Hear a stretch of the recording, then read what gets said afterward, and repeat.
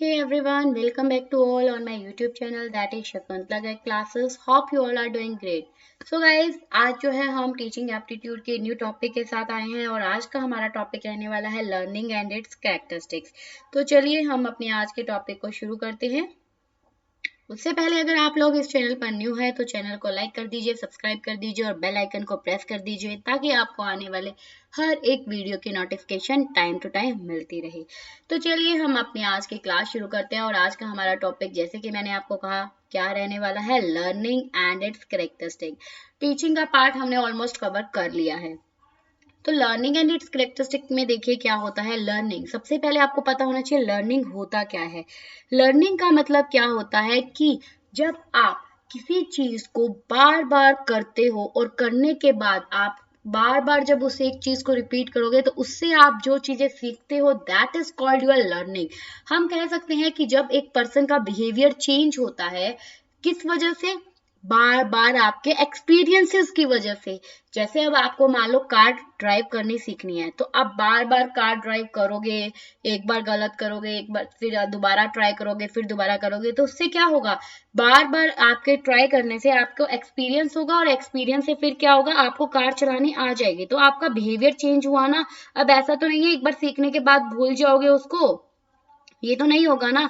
तो इसी को ही बोलते हैं क्या, लर्निंग। ये जो लर्निंग होती है ये आपकी परमानेंट चेंज आता है, ये टेम्परेरी नहीं होता। मतलब आप जो भी सीखते हो बार बार एक्सपीरियंस से अपना, वो हमेशा आपका परमानेंट रहता है, वो आपका टेम्परेरी नहीं होता। आपको पूरे लाइफ टाइम वो चीजें जो है वो याद रहती है। अब जैसे आप छोटे थे, ठीक है, तो आपको खाना खाना नहीं आता, तो आपको आपकी मम्मा ने पापा ने आपको सिखाया कि बेटा खाना ऐसे खाते हैं।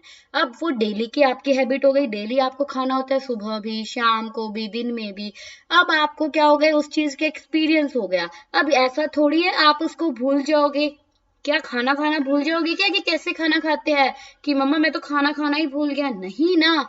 तो यही क्या है, ये आपकी जो होती है ये आप में परमानेंट चेंज लेकर आती है और ये बेसिकली साइकोलॉजिकल होती है नेचर के अंदर। साइकोलॉजिकल आपकी साइकोलॉजी पे डिपेंड करती है, आपका कैसा माइंडसेट है उस अकॉर्डिंग ही आप चीजों को सीख पाते हो। हर एक पर्सन में आप सेम तरह से चीजें नहीं सीख सकते क्योंकि हर एक का माइंड लेवल, हर एक की साइकोलॉजी जो है वो क्या है, अलग होती है। अब आगे ये मेन इंपॉर्टेंट लाइन आती है, वो क्या है, learning can be done without teaching but teaching is not possible without learning. आप जो है लर्निंग जो है वो कर सकते हो बिना टीचिंग के भी। जरूरी नहीं है आपको उसके लिए जो है टीचर की जरूरत हो, आप किसी भी चीज से जो है सीख सकते हो। आप एक छोटी चीटी से भी सीख सकते हो और आप जो है बड़ी से बड़ी चीजों से भी सीख सकते हो। आप खुद से भी जो है कुछ काम करके सीख सकते हो। जैसे अब आपने एक सब्जी बनाई, नहीं अच्छी बनी, दोबारा बनाओगे, तीसरी बार बनाओगे, फोर्थ टाइम तो वो अच्छी बनेगी ना। तो ये जो है बिना टीचिंग के पॉसिबल हो सकती है, लेकिन टीचिंग बिना लर्निंग के पॉसिबल नहीं हो सकती क्योंकि जो टीचर सिखाएगा वो भी तो आपको लर्न करना है, वो भी तो आपको सीखना है। ठीक है, तो ये आपकी इंपॉर्टेंट लाइन होती है। उसके बाद में आता है लर्नर कैरेक्टरिस्टिक्स। एक लर्नर के पास कौन कौन सी कैरेक्टरिस्टिक्स होनी चाहिए, क्या क्या उसके अंदर विशेषता होनी चाहिए। तो सबसे पहले आता है ग्रोथ माइंडसेट। इसका मतलब क्या है कि लर्नर जो है उसका माइंडसेट कैसा होना चाहिए, ग्रोथ वाला होना चाहिए। एक ग्रोथ का मतलब क्या है कि अगर आप जो है पहले से ही आपका माइंडसेट नेगेटिव लेकर चलोगे तो आपकी ग्रोथ नहीं हो पाएगी, आप कुछ भी चीज नहीं सीख पाओगे। सपोज अगर आप स्कूटी सीखने जा रहे हो, एक बार गिर गए और आपने अपना माइंडसेट नेगेटिव बना लिया कि नहीं भाई इससे तो मुझे चोट लगेगी, इससे तो मैं दोबारा गिर गया तो मेरी हड्डी पसली टूट जाएगी, तो फिर क्या आप कभी स्कूटी सीख पाओगे? नहीं सीख पाओगे। तो उसके लिए आपको अपना माइंडसेट कैसा रखना चाहिए, ग्रोथ रखना चाहिए। अगर कभी जो है फेलियर भी आ जाए तो आप उसे अपॉर्चुनिटी की तरह लो और चैलेंज को एक्सेप्ट करना सीखो, क्योंकि जब आपका फिक्स माइंडसेट होगा तभी क्या कर पाओगे आप जो है, मतलब आपका माइंडसेट ग्रोथ वाला होना चाहिए। लेकिन अगर आपका माइंडसेट फिक्स्ड होगा तो उससे आप अपने आप को लिमिट कर दोगे, आप चैलेंजेस को एक्सेप्ट नहीं करोगे। और अगर आप चैलेंजेस को एक्सेप्ट नहीं करोगे तो फिर आप जो है ग्रोथ नहीं कर पाओगे। फिर उसके बाद में आती है प्रायर नॉलेज। प्रायर नॉलेज में क्या होता है, एक लर्नर की, एक बच्चे की पहले की नॉलेज जो है उसको भी देखना। तो लर्नर जो है वो अपनी न्यू नॉलेज, जो भी वो नई नॉलेज को गेन करेगा उसे अपनी नई नॉलेज को रिलेट करना चाहिए, किससे, अपने प्रायर नॉलेज से। प्रायर नॉलेज मतलब जो उसने पहले नॉलेज की जो नॉलेज गेन की है, पहले का जो उसने सीखा है उसके साथ उसे रिलेट करना चाहिए। उसे जो भी पहले आता है उसके अंदर कुछ ऐड करे, या फिर कोई भी एरर है तो उस एरर को क्या करे, करेक्ट करे। जैसे कि आपने पहले कितना सीखा, आप ये देखो आपने पहले कितना पढ़ लिया या कितना सिलेबस आप कवर कर चुके, फिर आप जो है उसके अंदर कुछ नया ऐड करो ताकि आप जो है क्या कर सको, कुछ नया सीख सको। तो अब इसमें आपने मतलब देख लिया आपने कितना पढ़ा, आप उसमें आपको पहले से कितना आता है, और फिर आप जो है आपने कितना सिलेबस कवर कर लिया, आपने ये देख लिया, और अब मुझे कितना और करना है। तो मतलब आपने जो पहले सीखा आप उसी के अंदर क्या है कुछ ऐड कर रहे हो, इसको बोलते हैं प्रायर नॉलेज। तो जो है एक लर्नर जो है अपनी न्यू नॉलेज प्रायर नॉलेज के बेस पर ही उसे जो है सीखनी चाहिए, उसमें रिलेट करना चाहिए। फिर आता है लिमिट ऑफ स्टेज थ्योरी। इसमें क्या होता है कि इसका मतलब क्या है कि एक लर्नर जो सीखता है उसके लिए कोई स्टेज नहीं होता। जरूरी नहीं है कि आप ये बोलो कि अगर मैं मेरी एज ज्यादा हो गई तो मैं अब क्या सीखूंगा। सीखने की कभी भी उम्र नहीं होती, और ना ही आपके माइंड की, आपकी इंटेलिजेंस की कोई उम्र होती है। आप किसी भी टाइम, किसी भी समय, किसी भी उम्र में सीख सकते हो, ऐसा कहता है ये लिमिट ऑफ स्टेज थ्योरी। इसलिए मतलब इसने बोला है कि लर्निंग किसी भी एज पर हो सकती है। फिर आता है फैसिलिटेटिंग कॉन्टेक्स्ट। फैसिलिटेटिंग कॉन्टेक्स्ट का मतलब क्या है कि स्टूडेंट की जो ग्रोथ है और जो उसकी लर्निंग है वो केवल तभी डेवलप होगी जब क्या करेगा, इन जो आपको टीच करने वाला आपका टीचर है, जो आपका इंस्ट्रक्टर है, वो क्या करे, वो आपकी लर्निंग को एक फेज से दूसरे फेज पर लेकर जाए, उसको रिलेट करके। मतलब अगर मैं आपको पढ़ा रही हूँ, मैं आपको अब जैसे टीचिंग करा रही हूँ, तो मैं एक एक चीजों को रिलेट करके आपको बता रही हूँ, तो ही क्या है आप अच्छे से उसको सीख पाओगे। तो इसमें यही बोल रखा है कि एक इंस्ट्रक्टर को एक चीज दूसरी चीज के साथ रिलेट कर चलनी चाहिए। फिर आती है प्रैक्टिस। प्रैक्टिस में क्या है कि अगर आपको लॉन्ग टाइम के लिए कोई भी नॉलेज चाहिए, अगर आप चाहते हो आपके माइंड में वो चीज हमेशा के लिए रिटेन रहे, तो आपको प्रैक्टिस प्रैक्टिस प्रैक्टिस और प्रैक्टिस करनी पड़ेगी, क्योंकि प्रैक्टिस के अलावा और कोई भी जो है आपके पास सक्सेस की चाबी नहीं होती। इवन अब भी अगर मैंने अब आपको ये सिलेबस कराया तो आपके ऊपर क्या है, रिवीजन रिवीजन रिवीजन रिवीजन। जितना ज्यादा रिवीजन करोगे उतना लॉन्ग टाइम तक आपके माइंड में वो चीजें रहेगी। ओके। फिर आती है फीडबैक। फीडबैक में क्या है कि जो बच्चे जो है अगर वो क्लियरली फीडबैक देते हैं, टाइमली फीडबैक देते हैं, टाइम से टीचर को फीडबैक देकर बताते हैं कि हमें समझ आ रहा है या नहीं समझ में आ रहा है, तो वही क्या है, वो एक इम्पोर्टेंट रहता है एक लर्निंग के व्यू पॉइंट से। क्योंकि अगर आप टाइम से फीडबैक नहीं दोगे तो आप टीचर को नहीं पता लग रहा कि आपको समझ आ रहा है या नहीं आ रहा। फिर अगर पूरा का पूरा यूनिट हो जाती है और तब अगर आप बोलो कि हमें तो यूनिट ही नहीं समझ आई, तो आप क्या ऑप्शन है, अब तो टीचर कुछ नहीं कर पाएगा। लेकिन वहीं अगर आप बीच में कहते तो आपकी लर्निंग जो है अच्छे से हो पाती ना। फिर आती है सेल्फ रेगुलेशन। सेल्फ रेगुलेशन में क्या होता है कि ये लर्निंग, ये हेल्प करता है क्या, किस चीज में, लर्निंग में, सीखने में। और यही स्किल जो ऐसी है जो कि सिखाई भी जा सकती है, क्योंकि सेल्फ रेगुलेशन में मतलब हम कहते हैं ना, सेल्फ स्टडी करो, सेल्फ स्टडी फोकस करो, और ज्यादा से ज्यादा खुद से पढ़ा करो ताकि आपकी सेल्फ स्टडी डेवलप हो, आप में सेल्फ रेगुलेशन आए।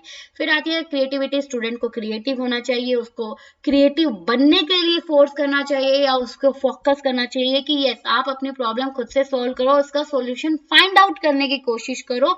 जितना आप खुद से प्रॉब्लम का सॉल्यूशन निकालोगे उतना जो है आप क्रिएटिव बनोगे और आपको वो चीजें जो है माइंड में हमेशा रहेगी। फिर आता है मोटिवेशन। लर्निंग जो है वो पॉसिबल या अच्छे से तब कब हो पाती है, अगर बच्चा मोटिवेट रहेगा, स्टूडेंट्स मोटिवेट रहेंगे, उनका इंटरेस्ट होगा सीखने में। तो मोटिवेशन भी आपको पता है दो तरह से मोटिवेशन होता है, एक होता है आपका इंट्रिंसिक और एक होता है एक्सट्रिंसिक। इंट्रिंसिक में क्या होता है, जो आपके अंदर से मोटिवेशन आता है, जो फिलहाल आप लोगों के अंदर होना चाहिए, क्योंकि आपको जेआरएफ अचीव करना है। तो आपके अंदर से मोटिवेशन आना चाहिए कि यस मेरा ये टारगेट है, मुझे और कोई मोटिवेट नहीं कर सकता, मुझे मैं खुद मोटिवेट कर सकता हूँ। और एक्सट्रिंसिक होता है जब बाहर से कोई बंदा आपको मोटिवेट करे, जैसे मैंने अगर आपको मोटिवेट किया। तो बच्चों देखो, अगर कोई एक्सट्रिंसिक मोटिवेशन होगा ना, कि कोई बाहर से अगर आपको मोटिवेट करेगा, तो वो सिर्फ कुछ टाइम के लिए आपके अंदर रहेगा मोटिवेशन। लेकिन अगर आप खुद से मोटिवेट हो ना, तो आपके उस मोटिवेशन को कोई नहीं गिरा सकता और आप अपना टारगेट 100% अचीव कर सकते हो। ठीक है। फिर आता है मास्टरी गोल। मास्टरी गोल का मतलब क्या है कि आप काम को इस तरह से करो कि आपको वो लाइफ टाइम याद रहे। लर्नर जो है उसे क्या करना चाहिए, मास्टरी गोल को अचीव करना चाहिए, बजाय कि किसके, प्रेफरेंस गोल के। प्रेफरेंस गोल का मतलब क्या है कि आपने जो है, जैसे कि अब एग्जाम है, आपको ये मैटर ना रहे कि मुझे कुछ सीखना है, आप बस ये बोलो कि मुझे एग्जाम क्रैक करना है, मुझे नंबर अच्छे लेकर आने हैं। जैसे कि बच्चों में होता है, स्कूल टाइम में पेरेंट्स फोर्स करते हैं कि बच्चों आपके 90% से अबव मार्क्स आने चाहिए, नहीं तो देख लेना। अब बच्चा बेचारा, उसके कॉन्सेप्ट क्लियर है या नहीं है क्लियर, वो चीज कौन देखेगा? वो चीज भी तो जरूरी है ना। तो आप एक लर्नर को एक अच्छी लर्निंग के लिए मास्टरी गोल पर फोकस करना चाहिए, आपके कॉन्सेप्ट क्लियर होने चाहिए, क्योंकि आप अगर आगे टीच करोगे तो आपके कॉन्सेप्ट देखे जाएंगे, आपने कितना स्कोर किया ये नहीं देखेगा। तो आपके अगर कॉन्सेप्ट क्लियर होंगे तो एग्जाम तो ऑटोमेटिकली क्रैक हो जाएगा ना। तो यहाँ पर आपको मास्टरी गोल पर फोकस करना चाहिए, ना कि प्रेफरेंस गोल पर। फिर आता है टीचर की एक्सपेक्टेशन। टीचर की एक्सपेक्टेशन जो है वो क्या होनी चाहिए? स्टूडेंट्स को लेकर पॉजिटिव होनी चाहिए, कि मतलब ऐसा ना हो आप बच्चों को पहले ही नेगेटिव कर दो, उनको भी मोटिवेट करो और जो है उनके लिए पॉजिटिव एक्सपेक्टेशंस रखो। फिर आती है गोल सेटिंग। इसमें जो गोल होगा, जो बच्चे गोल सेट करे, अगर आप चाहते हो अच्छे से सीखना चाहते हो तो आपका जो गोल होगा वो आपका शॉर्ट टर्म के लिए होना चाहिए और एक स्पेसिफिक होना चाहिए। स्पेसिफिक मतलब आपने गोल डिसाइड कर लिया और एक शॉर्ट टर्म के लिए हो, और वो एक्चुअली आपका अचीवेबल भी होना चाहिए। ऐसा नहीं आप एक ऐसा गोल डिसाइड कर लो जो कि आपके बिल्कुल बाहर है, आप उसको अचीव नहीं कर पा रहे, तो वो गोल भी नहीं होना चाहिए। ऐसा गोल होना चाहिए जो आप जो है अचीव कर सको। फिर आता है सोशल कॉन्टेक्स्ट। सोशल कॉन्टेक्स्ट में लर्निंग जो होती है वो आपकी सोसाइटी से भी तो अफेक्ट होती है ना। सोसाइटी का मतलब आपके फैमिली मेंबर, आपका कल्चर, आपके फ्रेंड्स, आपके कलीग, आपके रिलेटिव्स, उन सबकी वैल्यू सिस्टम को भी तो ध्यान में रखना है। तो अगर आप एक अच्छी लर्निंग चाहते हो तो हमेशा कहते हैं ना, बच्चों का आसपास का एनवायरनमेंट चेक करो कि वो किस कंपनी में है, उनके फ्रेंड्स कैसे हैं, उससे जो है लर्निंग बहुत ज्यादा अफेक्ट हो गई। फिर आता है इंटरपर्सनल रिलेशनशिप।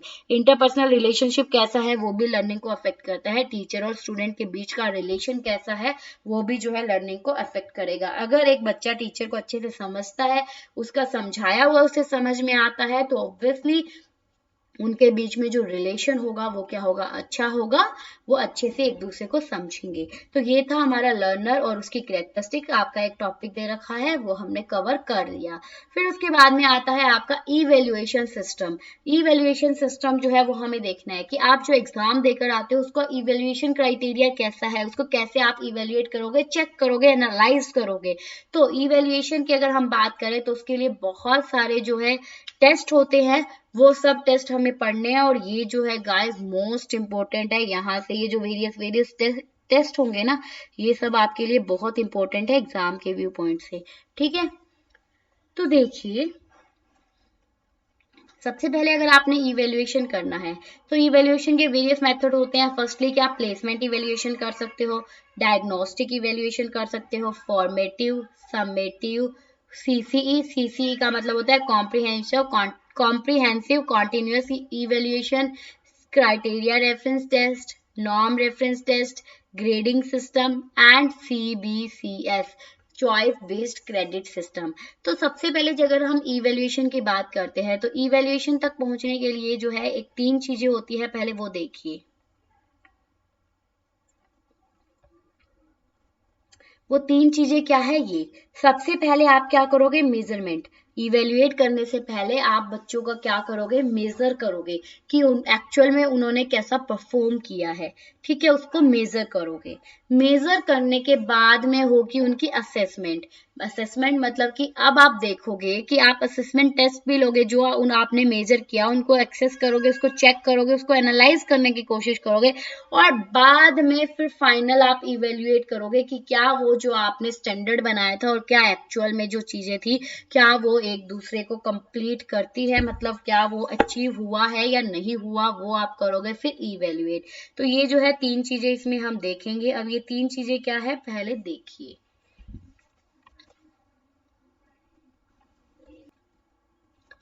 तो ये सब जो है, अब इवेल्युएशन, ये जो मेजरमेंट है, असेसमेंट है, ठीक है। अब आती है इवेल्युएशन। तो अब ये जो इवेल्युएशन है इसके हमने वेरियस जो ये मेथड अभी हमने बात की, अब हम इन सबको पढ़ेंगे अच्छे से, फिर मैं आपको ये टेस्ट पढ़ाऊंगी। देखो एक बार मैं आपको ना ओवरव्यू दे रही हूँ। इवेल्युएशन के भी मेथड्स होते हैं और असेसमेंट के भी होते हैं, ये सब हम पढ़ेंगे। इवेल्युएशन में जो placement, diagnostic, formative, summative, criteria reference, interim, norm reference, ये सब इवेल्युएशन टेस्ट पढ़ेंगे। उसके बाद में हम असेसमेंट की भी पढ़ेंगे। मतलब आपके हर एक चीज यहाँ कवर होगी, ये मत सोचना कि आपका ये टॉपिक रह गया, ये रह गया, हर चीज कवर करेंगे। आफ्टर दैट हम ग्रेडिंग सिस्टम पढ़ेंगे और इस असेसमेंट और इवेल्युएशन के बीच में डिफरेंस भी पढ़ेंगे। ठीक है, तो चलिए अब हम आगे करते हैं। तो अब आती है आपके, सबसे पहले आपका आता है प्लेसमेंट इवेल्युएशन। तो प्लेसमेंट इवेल्युएशन क्या होता है, देखिए प्लेसमेंट इवेल्युएशन की अगर मैं बात करूं, देखो प्लेसमेंट का मतलब क्या होता है। आप जब ट्रेनिंग का चैप्टर किया आपने, तो उसमें होता है ना, ट्रेनिंग में आपके क्या होती है, प्लेसमेंट होती है। प्लेसमेंट मतलब कि जब आपने एक कैंडिडेट को सेलेक्ट कर लिया, सेलेक्ट करने के बाद में आप उसके प्लेसमेंट करते हो, उसके लिए जो है उसकी जॉब असाइन करते हो, उसकी पोस्ट असाइन करते हो। तो प्लेसमेंट इवेल्युएशन में क्या है, प्लेसमेंट इवेल्युएशन जो है वो आपकी टीचिंग शुरू होने से पहले होती है। क्या होती है ये, टीचिंग शुरू होने से पहले होती है। और यहाँ पर बेसिकली इसका कीवर्ड क्या है, एंट्री बिहेवियर चेक। मतलब कि आपका एंट्री बिहेवियर जो है उसको चेक किया जाता है। जैसे अब आपने जो है नेट का एग्जाम देना है, नेट के एग्जाम देने से पहले क्या कर रहे हैं, आपका ये चेक कर रहे हैं ना कि आपके एमकॉम में 55% मार्क्स होने चाहिए या नहीं होने चाहिए। ये होंगे तो ही आप नेट के एग्जाम दे सकते हो। या फिर अगर आप पीएचडी के लिए एनरोल करोगे, तो पीएचडी के लिए क्या बोला उन्होंने, एंट्री करने से पहले आपके पास क्या क्लियर होना चाहिए, नेट क्लियर होना चाहिए ना, तो ही आप पीएचडी कर सकते हो। तो यहाँ पर क्या है, अब आपका एक तरह से एंट्रेंस टेस्ट होता है। मतलब कि स्टार्टिंग में चेक करना कि जिस पोस्ट के लिए जहां आप अप्लाई कर रहे हो, आप उसके लिए एलिजिबल हो भी या नहीं। तो प्लेसमेंट का मतलब बेसिकली क्या है, एंट्री बिहेवियर को चेक करना। और ये टीचिंग से पहले होता है, क्योंकि टीचिंग, आप पीएचडी में टीचिंग होगी, लेकिन उससे पहले ये तो चेक करोगे नेट है या नहीं है। तो टीचिंग से पहले की ये स्टेज है, यहाँ पर एंट्री बिहेवियर को चेक किया जाता है। एक तरह का एंट्रेंस एग्जामिनेशन होता है। एंट्रेंस एग्जामिनेशन, जैसे बीएड करनी है तो बीएड के लिए आपको एंट्रेंस टेस्ट देना पड़ता है ना। तो यहाँ पर एक तरह का एंट्रेंस एग्जामिनेशन होता है, ताकि आप क्या कर सको, लर्नर को सेलेक्ट कर सको किसी पर्टिकुलर कोर्स के लिए। एग्जाम्पल जैसे कि मैंने आपको बोला, नेट या पीएचडी आपका जो है एग्जाम्पल होगा। बेसिकली यहाँ पर क्या देखा जाता है कि राइट पर्सन को राइट प्लेस पर प्लेस करने की, मतलब राइट पर्सन को प्लेस करना होता है राइट प्लेस पर। उसके लिए हम जो उसकी क्या देखते हैं, उसकी इंटेलिजेंस को चेक करते हैं, उसकी कैपेबिलिटी को चेक करते हैं, और वो पूरी आपकी चेक की जाती है प्लेसमेंट इवेल्युएशन के अंदर। तो ये तो क्लियर। उसके बाद में आता है डायग्नोस्टिक। डायग्नोस का मतलब क्या होता है बच्चों, देखो डायग्नोस का मतलब होता है आप लर्नर की डिफिकल्टी चेक करोगे। मतलब कहाँ पर एक लर्नर को प्रॉब्लम आ रही है। जैसे कि एक डॉक्टर जो है, अगर आप डॉक्टर के पास जाओगे और उससे बोलोगे मुझे जो है सर दर्द है, तो डॉक्टर सबसे पहले क्या करेगा, आपकी बीमारी चेक करेगा ना, आपको प्रॉब्लम आ कहाँ से रही है। आप वो सबसे पहले ये देखेगा कि इस चीज का प्रॉब्लम है क्या, बीमारी की जड़ क्या है, फिर वो उसका इलाज करने के लिए आपको दवाइयां देगा। तो डायग्नोस का मतलब भी डॉक्टर की तरह ही होता है, वो सबसे पहले बीमारी पकड़ते हैं, एक्चुअल में इसको प्रॉब्लम कहाँ आ रही है। तो ये इसका जो कीवर्ड क्या होगा, लर्निंग डिफिकल्टीज। कीवर्ड इसका क्या होगा, जब हमें लर्निंग डिफिकल्टीज को चेक करना है तब डायग्नोस्टिक इवेल्युएशन किया जाता है। ठीक है, और ये वाली जो इवेल्युएशन है ये कोर्स के बीच में भी हो सकती है, मतलब किसी भी टाइम हो सकती है, कोर्स से पहले, कोर्स के बीच में, कोर्स के बाद में भी। क्योंकि यहाँ पर आप जो है उसकी डिफिकल्टी लेवल ही तो चेक कर रहे हो। तो आप वो जो डिफिकल्टी लेवल है वो कहीं पर भी हो सकता है। आपने चाहे उसको टीचिंग से पहले करो, टीचिंग के दौरान, या टीचिंग के बाद में। टीचिंग से पहले कैसे करोगे, आप उसकी प्लेसमेंट करके कर सकते हो। टीचिंग के दौरान कैसे करोगे, वही आपका फॉर्मेटिव आ जाएगा या डायग्नोस्टिक। और टीचिंग के बाद कैसे करोगे, जैसे कि सबमिटिव आ गया आपका, है ना। तो ये इस तरह से आप ये कहीं पर भी किसी भी स्टेज पर कर सकते हो।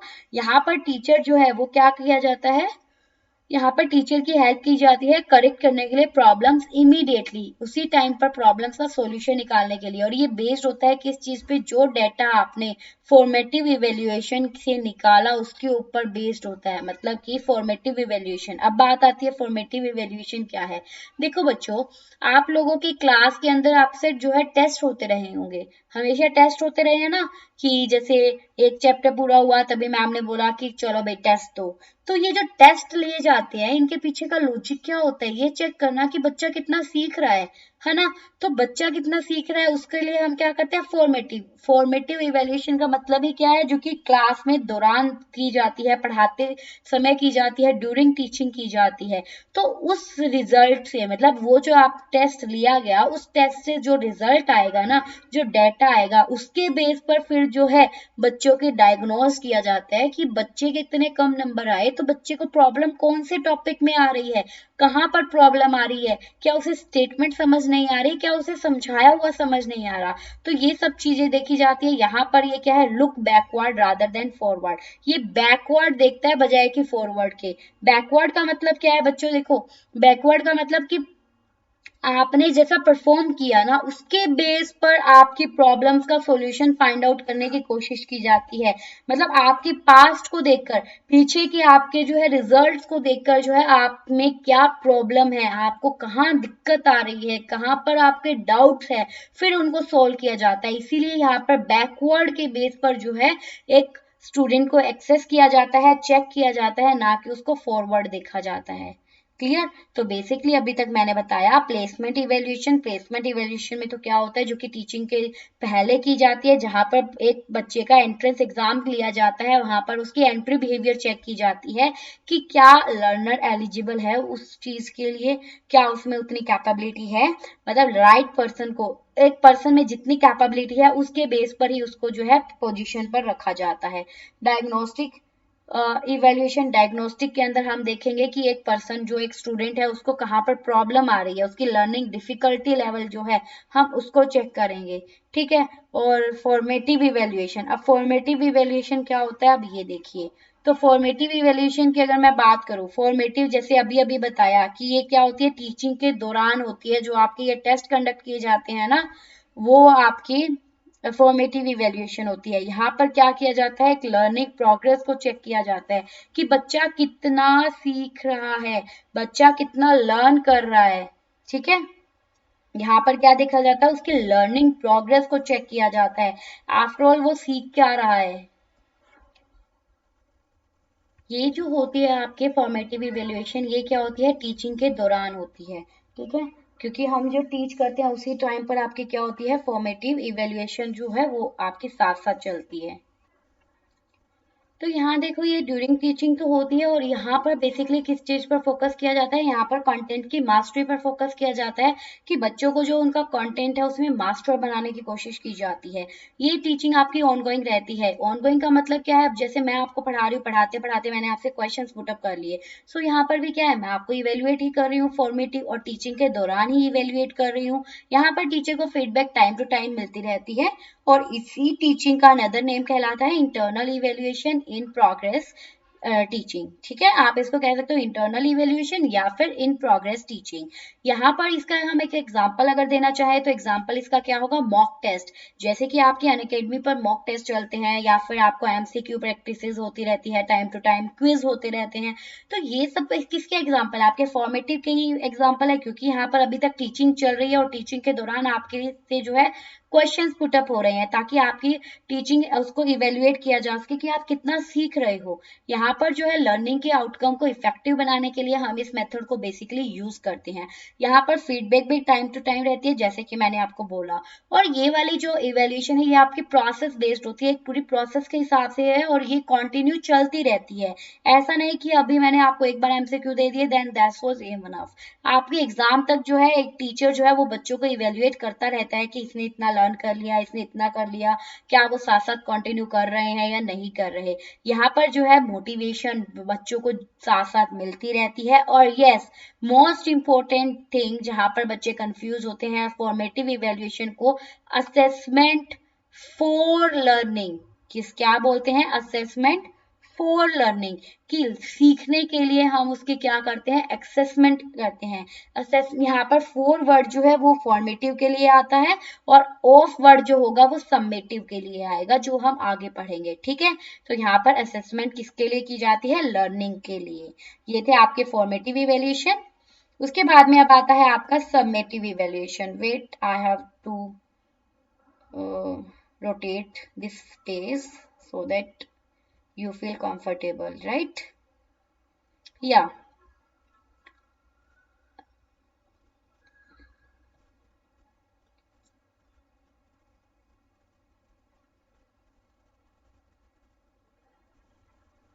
Yeah, look here. Now it is summative evaluation. अब summative evaluation क्या है? अगर मैं summative evaluation की बात करती हूँ तो summative evaluation जिसको कि हम external evaluation भी कहते हैं.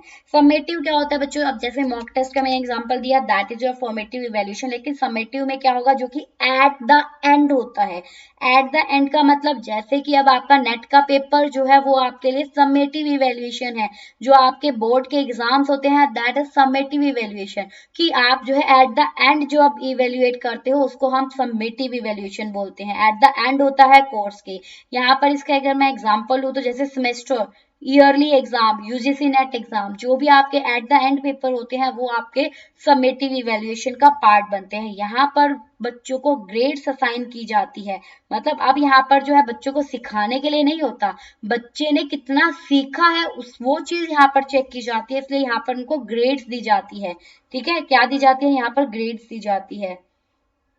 आई नो आप लोगों को थोड़ा सा यहाँ पर दिक्कत हो रही होगी ये देखने में, क्योंकि मैंने इसको टेढ़ा लिखा हुआ है, बट प्लीज थोड़ा सा कोऑपरेट करना. हाँ, आप लोगों को पीडीएफ तो मिली हुई है तो आप लोगों के लिए इजी होगा. आगे यहाँ पर हम डिटरमाइन करते हैं, निश्चित करते हैं, extent to which standard has achieved course objective. Students has achieved course objective. यहाँ पर हम ये देखेंगे किस हद तक, कहाँ तक, किस लेवल तक बच्चों ने जो है उस चीज को सीख लिया है, वो हम यहाँ पर चेक करते हैं. यहाँ ये जो है ये आपका प्रोडक्ट बेस्ड होता है. यहाँ पर तो क्या थी, प्रोसेस थी. फॉर्मेटिव के अंदर पूरी प्रोसेस अप्लाई की जाती है बच्चों को सिखाने के लिए, जबकि यहाँ पर प्रोडक्ट मतलब बच्चों ने कितना सीखा, क्या निकल कर आया, उस चीज पर फोकस किया जाता है. बच्चों का रिजल्ट क्या आया उस चीज पर फोकस किया जाता है. ठीक है, यहाँ पर जो फाइनल एग्जाम होता है कोई मोटिवेशन का सीन नहीं होता. हाँ, समटाइम इसके इफेक्ट नेगेटिव आते हैं क्योंकि आपके कई बार पेपर अच्छा नहीं होता तो पेपर में कम मार्क्स आते हैं, तो वहां पर प्रॉब्लम रहती है. और यहाँ पर असेसमेंट ऑफ लर्निंग, ये असेसमेंट फॉर लर्निंग था, लेकिन यहाँ पर हम जो है जो आपने सीखा उसकी असेसमेंट करते हैं, इसीलिए इसको असेसमेंट ऑफ लर्निंग कहा जाता है और फॉर्मेटिव को असेसमेंट फॉर लर्निंग कहा जाता है. ठीक है, ये चीजें ध्यान रखना, आपके एग्जाम के लिए मोस्ट इंपोर्टेंट है, क्वेश्चन आपके यहाँ से बनते हैं. अब उसके बाद में हमने जो है फॉर्मेटिव, समेटिव, प्लेसमेंट, डायग्नोस्टिक कर लिया. अब आगे का हमारा टॉपिक आता है criteria reference test, interim, benchmark assessment and norm reference test. अब नेक्स्ट आता है आपका क्राइटेरिया रेफरेंस टेस्ट. तो क्राइटेरिया रेफरेंस टेस्ट क्या कहता है, अब देखिए. क्राइटेरिया रेफरेंस टेस्ट की अगर मैं बात करूं तो यहाँ पर क्राइटेरिया, नाम से पता चल रहा है आपका एक क्राइटेरिया सेट कर देते हैं हम, एक स्टैंडर्ड सेट कर देते हैं हम, एक परसेंटेज सेट कर देते हैं. जैसे मैंने अभी आपको बोला नेट के लिए आपके 55% जो है वो मार्क्स कंपल्सरी रिक्वायर्ड है. तो ये क्या है, ये आपका एक क्राइटेरिया सेट कर दिया कि अगर 55% मार्क्स या उससे अबव है तो आप नेट के एग्जाम के लिए एलिजिबल हो, अदरवाइज नहीं हो. सो ये क्या है, एक स्टैंडर्ड सेट करना. मतलब एक पर्सन की परफॉर्मेंस वो मेजर करेंगे उस स्टैंडर्ड जो आपने सेट किया है उससे. अगर एक स्टूडेंट जो है उस स्टैंडर्ड को अचीव कर लेता है तो वो अच्छा है, अदरवाइज जो है उसके ऊपर और मेहनत करने की उसे जरूरत है. तो यहाँ पर एक बच्चे की परफॉर्मेंस को मेजर किया जाता है उसके गोल से, उसके स्टैंडर्ड से या उसके ऑब्जेक्टिव से. इसी वजह से इसको कहा जाता है क्या, स्टैंडर्डाइज टेस्ट भी कहा जाता है. तो ये जो चीजें हैं ये याद रखना है. इसको क्या नाम दिया जा सकता है, इसको स्टैंडर्डाइज टेस्ट का नाम भी दिया जाता है. और ये क्या होता है, ये आपका होता है होमोजीनियस. होमोजीनियस का मतलब ये सबके लिए सेम होगा. अगर 55% का क्राइटेरिया सेट किया है तो सबके लिए है, ऐसा नहीं है एक के लिए है दूसरे के लिए नहीं है.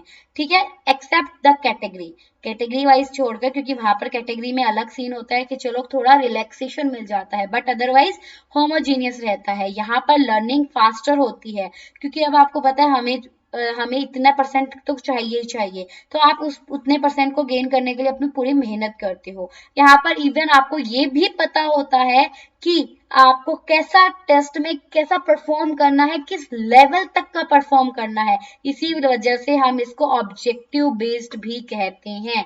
हम इसको क्या बोलेंगे, ऑब्जेक्टिव बेस्ड भी कहते हैं. तो ये था आपका क्राइटेरिया रेफरेंस टेस्ट, जहां पर एक स्टैंडर्ड सेट होता है और आपको उस स्टैंडर्ड्स के अकॉर्डिंग जो है क्या करना होता है, अपना वक्त परफॉर्म करना होता है और स्टैंडर्ड अचीव करना होता है। उसके बाद में आता है इंटर्म या फिर बेंचमार्क असेसमेंट।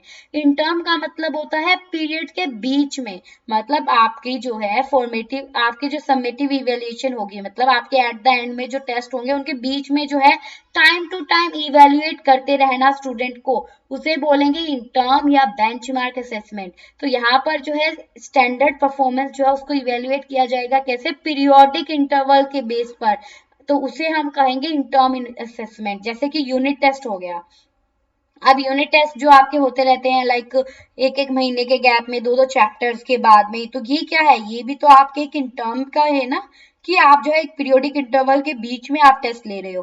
सपोज जैसे कि अब आप देखो, एक होते हैं आपके स्टार्टिंग से लेकर 6 मंथ में जो आपके एग्जाम होते हैं, 6 जिसको हम हाफ ईयरली कहते हैं, एक होते हैं आपके 12 ईयर में जो, मतलब 1 साल में जो टेस्ट होते हैं।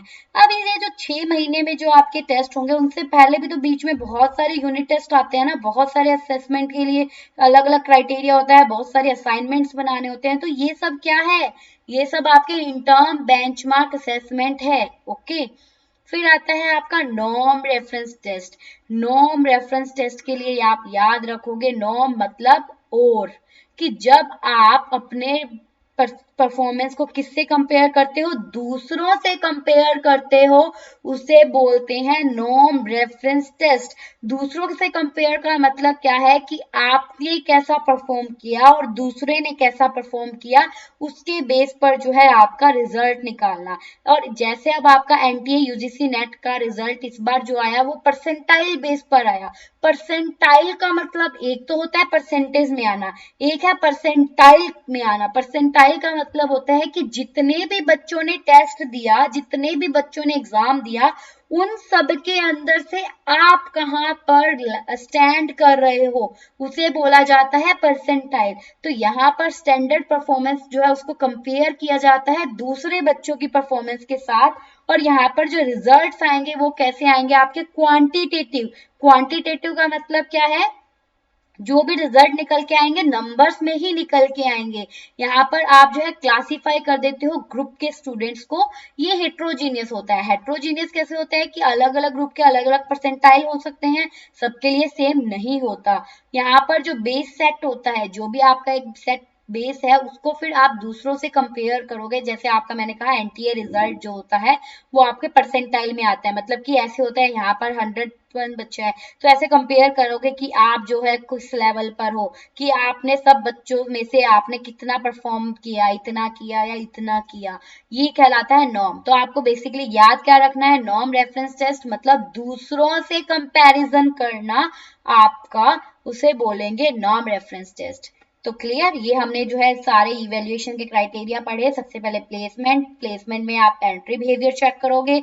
डायग्नोस्टिक में आप जो है उनकी डिफिकल्टी लेवल को चेक करोगे। फॉर्मेटिव में आप जो है उनकी टीचिंग के दौरान उनके मास्टरी बनाओगे उनको कंटेंट में। सबमेटिव एट द एंड करोगे, जिसको हम एक्सटर्नल बोलते हैं। फॉर्मेटिव को असेसमेंट फॉर लर्निंग और सबमेटिव को असेसमेंट ऑफ लर्निंग।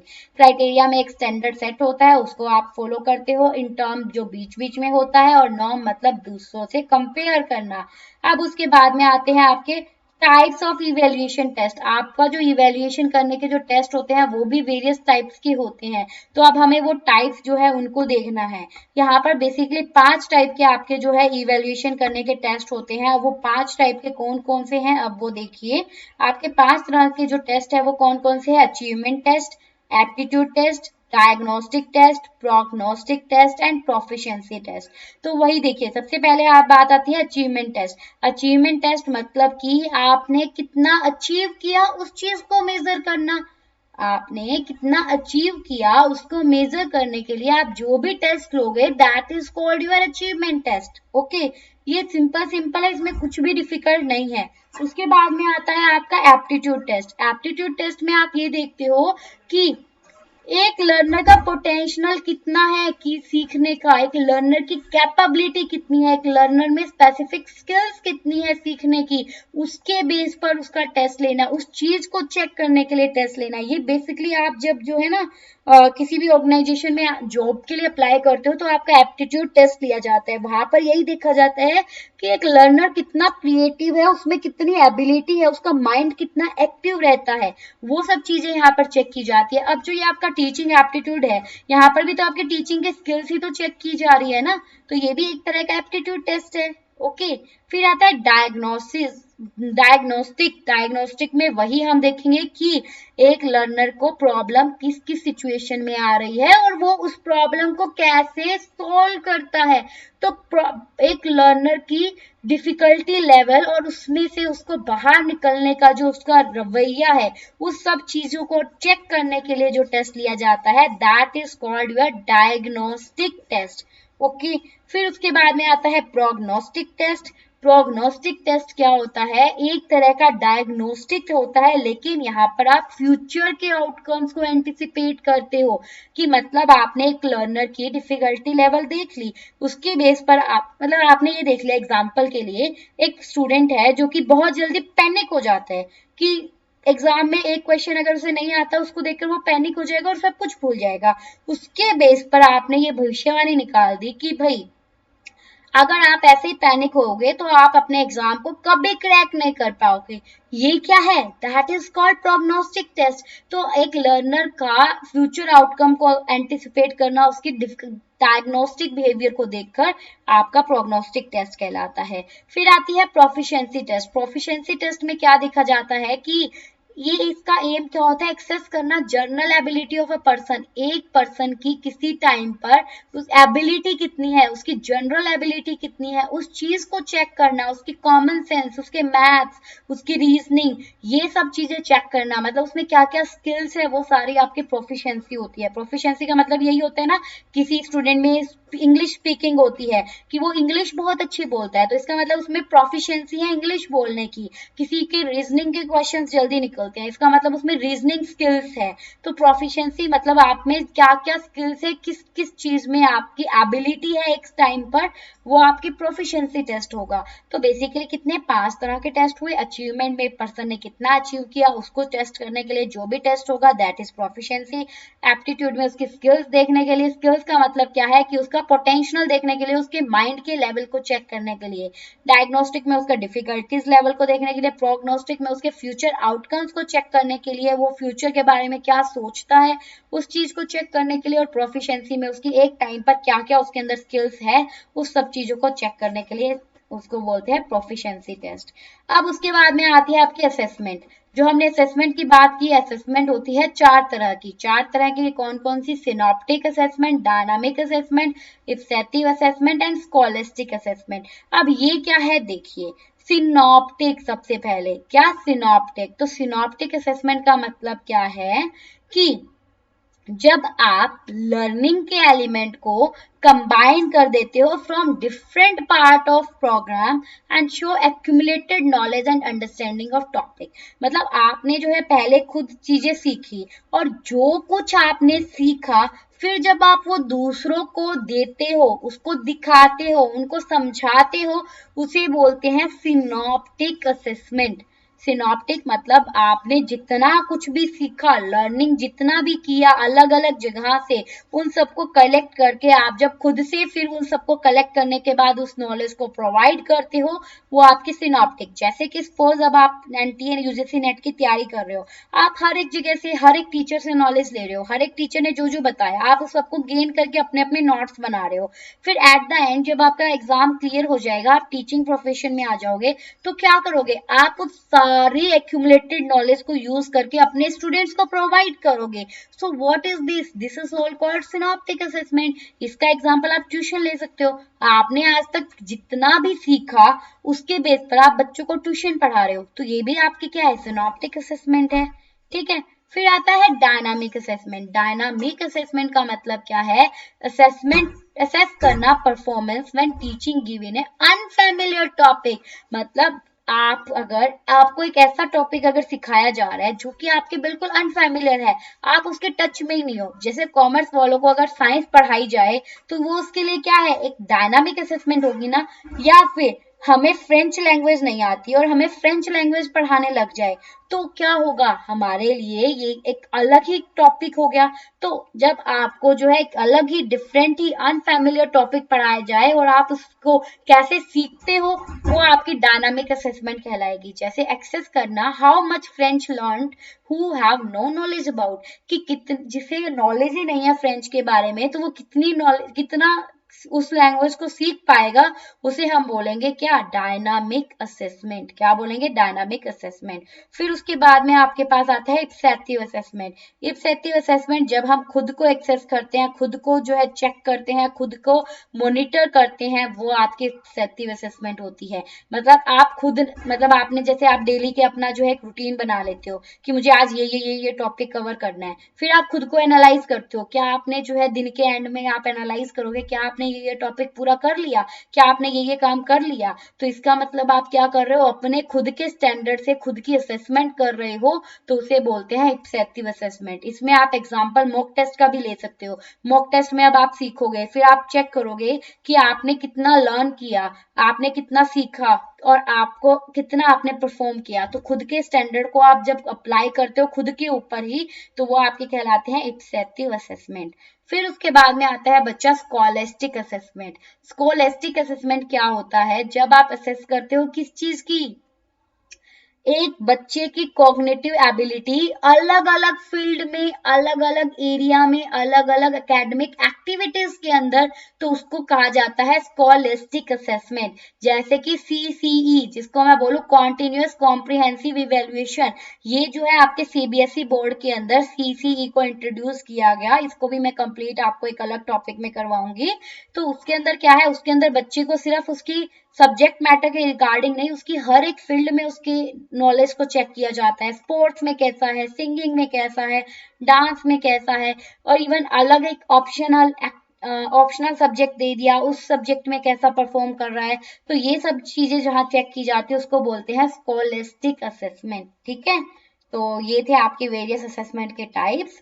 अब उसके बाद में आपके पास आता है सिर्फ एक पेज, जहां पर फिर हमारा ये टॉपिक कवर हो जाएगा, हमारा ऑलमोस्ट टीचिंग डन हो जाएगा। बहुत सारा हमने टीचिंग में कवर कर लिया। और गाइज इससे ज्यादा इसमें आपको लर्न करने वाला कुछ नहीं रहता। हाँ, थोड़ा बहुत और है जो मैं आपको करवा दूंगी, डोंट वरी। उसके अलावा आपके सारे बेसिक क्वेश्चन आते हैं, तो इसके ऊपर ज्यादा टाइम वेस्ट करने की रिक्वायरमेंट नहीं है। फिर नेक्स्ट आता है आपका ग्रेडिंग सिस्टम ऑफ इवेल्युएशन। अब जब आप इवेल्युएट करते हो तो उसमें ग्रेडिंग देते हो, तो वो ग्रेड किस तरह से देते हैं। अब जब हम इवेल्युएट करते हैं, जब आपका टेस्ट होता है, आप फाइनल एग्जाम देकर आते हो, तो उसके बदले में आपको ग्रेड मिलती है। तो देखिए ग्रेड का मतलब होता क्या है, ग्रेड एक लैटिन वर्ड से आया है जिसका मतलब है ग्रेडस। ग्रेडस का मतलब स्टेप, कि आप किस स्टेप पर पहुंचे हो। तो यहाँ पर कुछ एक सेट ऑफ सिंबल्स का यूज किया जाता है अगर आपको स्टूडेंट्स के लेवल ऑफ अचीवमेंट को बताना है, उसको कम्युनिकेट करना है। तो यहाँ पर ग्रेडिंग दो तरह से होती है, एक होती है डायरेक्ट ग्रेडिंग और एक होती है इनडायरेक्ट ग्रेडिंग। अब डायरेक्ट ग्रेडिंग का मतलब तो क्या होता है, जो आपको बचपन में दी जाती थी, जैसे ए देना, A+, B+, A+, ये सारी ग्रेडिंग छोटी क्लासेस में आपको मिली है।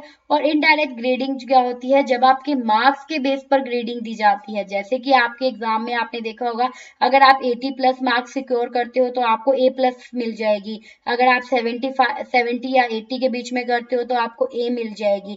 मार्क्स के बेस के ऊपर जब ग्रेडिंग दी जाती है उसको बोलते हैं इनडायरेक्ट ग्रेडिंग।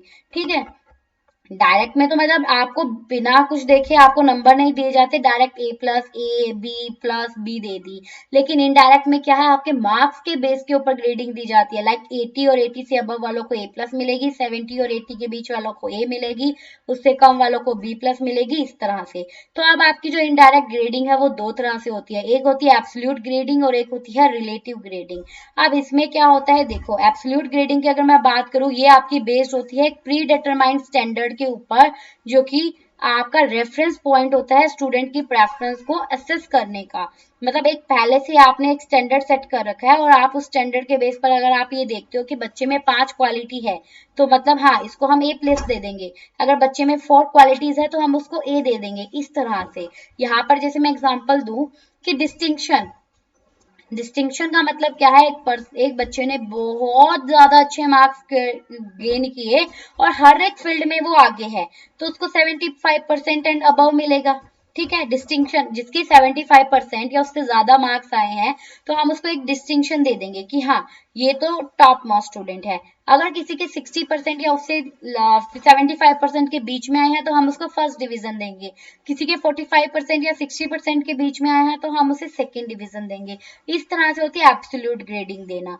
और रिलेटिव में क्या होता है, जो कि आपके पब्लिक एग्जामिनेशन के अंदर यूज की जाती है, जैसे कि अगर हम हमारे जितने भी अदर एग्जाम्स होते हैं उनके अंदर बात करें, जब आप हायर लेवल में आते हो तब आपको जो ग्रेडिंग मिलती है, यहाँ पर स्टैंडर्ड डिसाइड किया जाता है not bye her performance alone rather than performance of group. यहाँ पर एक अकेले बच्चे की परफॉर्मेंस से स्टैंडर्ड सेट नहीं होगा, पूरे ग्रुप के बेस पर स्टैंडर्ड होगा। इसको हम ग्रेडिंग ऑन कर्व भी कहते हैं। जैसे कि इसमें हम नॉर्म रेफरेंस की बात करें, मतलब आप दूसरों को देखकर उसके बेस पर जो है ग्रेडिंग प्रोवाइड करते हो, परसेंटाइल देना।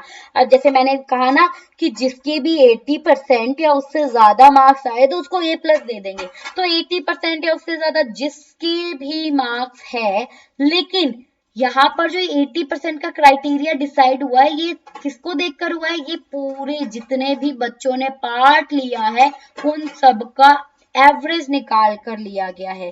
बेसिकली रिलेटिव ग्रेडिंग में क्या देखा जाता है, हर एक की परफॉर्मेंस को चेक किया जाता है, एक अकेले के परफॉर्मेंस के बेस के ऊपर ग्रेडिंग नहीं दी जाती। जैसे कि आपके परसेंटाइल, आपके एग्जाम में परसेंटाइल दिए जाते हैं, ये परसेंटाइल सबके ऊपर बेस्ड होते हैं ना, जिसने भी एग्जाम में पार्टिसिपेट किया और सबसे ज्यादा जिसके भी आए उनके बेस पर जो है फिर उनको क्या है वो उन्होंने क्राइटेरिया सेट किया कि इतने नंबर जो है इतने नंबर वाला बच्चा पास होगा, इतने नंबर वाला जेआरएफ अचीव करेगा। तो ये होती है आपकी रिलेटिव ग्रेडिंग। ठीक है, तो आपको इतना याद रखना है कि एब्सोल्यूट में तो क्या होता है एक स्टैंडर्ड के बेस पर, और रिलेटिव के अंदर पूरे ग्रुप की परफॉर्मेंस के बेस के ऊपर जो है ग्रेडिंग देना। फिर असेसमेंट और इवेल्युएशन में डिफरेंस क्या है, अब ये देखिए। तो असेसमेंट और इवेल्युएशन की अगर मैं बात करूं तो असेसमेंट में क्या है, कंपेयर किया जाता है दो या दो से ज्यादा इंफॉर्मेशन को। ठीक है, आप असेस करते हो, यही तो करते हो। असेसमेंट का मतलब ही क्या है कि आप जो है कंपैरिजन करते हो बीच में। ये एक तरीका होता है किस चीज का, एक्वायर करना, रिव्यू करना और यूज करना जो भी इंफॉर्मेशन होती है किसी के बारे में भी और किसी चीज के रिगार्डिंग भी, ताकि अगर कहीं पर भी आपको इम्प्रूवमेंट की जरूरत पड़े तो आप कर सकते हो। तो बेसिकली असेसमेंट में क्या होता है, जैसे कि बच्चे को ऑनगोइंग आप एक्सेस करना, चेक करना कि बच्चा कैसा परफॉर्म कर रहा है, उसकी उसके बारे में इंफॉर्मेशन कलेक्ट करके फिर चेक करना कि उसने कैसा परफॉर्म किया है। एक ऑनगोइंग इंटरेक्टिव प्रोसेस होती है, ये बिल्कुल पॉजिटिव रहती है और ये इंडिविजुअलाइज्ड होती है, हर एक पर्सन के बेस पर होती है, अलग अलग तरह से जो है हर एक पर्सन के बेस पर हम उसको चेक करते हैं, असेस करते हैं। असेसमेंट में यही होता है ना कि हम क्या करेंगे, हर एक बच्चे की करेक्टरिस्टिक्स के बेस पर उसको चेक करेंगे और उसकी कमियां फाइंड आउट करके उन कमियों को दूर करने की कोशिश करेंगे। इवैल्यूएशन क्या होता है, अब देखिए। असेसमेंट में तो हमने देख लिया कि हम एक पर्सन की दो या दो से ज्यादा मतलब उसकी सारी इंफॉर्मेशन के बेस पर चेक करते हैं कि बच्चा कैसा काम कर रहा है, कैसा परफॉर्म कर रहा है। अब इवैल्यूएशन में आप मेजरमेंट के साथ साथ असेसमेंट दोनों को कंबाइन करते हो, तब जाके आपकी इवैल्यूएशन होती है। मतलब कि आपने मेजर कर लिया बच्चे को, उसकी कमियां देख ली, अब आप फाइनली इवेल्युएट करोगे कि क्या वो स्टैंडर्ड अचीव कर रहा है कि नहीं कर रहा। तो यहाँ पर जजमेंटल होते हैं, आप बिल्कुल एक डिसीजन लेने के सिचुएशन में होते हो कि आप फाइनल डिसाइड करना है कि बच्चा कहाँ जा रहा है, किस फील्ड में जा रहा है, कैसा कर रहा है, कैसा परफॉर्म कर रहा है। ये जो है शॉर्टफॉल दिखाता है, कमियां दिखाता है, बच्चे में कहाँ कमी रह गई, ये जो है बच्चे में ये ड्रॉबैक है, ये कमियां है, यहाँ पर जो है इसकी लिमिटेशन है। ये स्टैंडर्ड के अगेंस्ट अप्लाई होता है और यहाँ पर क्वालिटी को जज किया जाता है। इसका अगर मैं एग्जांपल दूं तो देखो, प्लांट, आपने ना कोई प्लांट लगाया और आप उसमें डेली पानी दे रहे हो और डेली पानी करके आप चेक कर रहे हो कि प्लांट में कितनी ज्यादा ग्रोथ हो रही है। ठीक है, मतलब आप डेली पानी दे रहे हो तो और डेली पानी करके चेक कर रहे हो कितनी ग्रोथ हो रही है, ये तो क्या है आपकी असेसमेंट है। ये तो क्या है आपकी असेसमेंट। और लास्ट में जब आपने देख लिया, एट द एंड देख लिया कि प्लांट तो बढ़ ही नहीं रहा, प्लांट की तो जैसे अब ये प्लांट है, अब प्लांट आपने देखा कि प्लांट की इतनी हाइट स्टार्टिंग में थी, इतनी एंड में है, तो इसके पीछे अब आप रीजन देखते हो कहाँ कमी रह गई। क्या सॉइल परफेक्ट नहीं थी, क्या पानी ज्यादा तो नहीं दे दिया, या पानी कम तो नहीं दे दिया, या प्रॉपर सनलाइट तो नहीं आ रही इसको, तो कहाँ प्रॉब्लम आई वो चीज इवेल्युएट करना, दैट इज इवेल्युएशन। और उससे पहले डेली आप जो चेक कर रहे हो, डेली उसको ऑब्जर्व कर रहे हो, that is called your assessment. तो ये था हमारा आज का टॉपिक, असेसमेंट एंड इवेल्युएशन के बारे में डिफरेंस हमने किया, ग्रेडिंग देखा, हमने बहुत सारे असेसमेंट के मेथड्स किए, बहुत सारे इवेल्युएशन के मेथड्स किए। तो यहाँ पर आपका टॉपिक खत्म होता है। यहाँ पर टॉपिक क्या, इवन आपकी ऑलमोस्ट टीचिंग खत्म होती है। हाँ, आपके जो टीचिंग स्पॉट्स सिस्टम वाला जो टॉपिक रहता है वो सब मैं आपको करवा दूंगी, उसके ऊपर फिर वीडियो आएगी। तो तब तक के लिए all the best, happy learning, ऐसे ही अपने प्रिपरेशन करते रहिए। Bye bye, take care.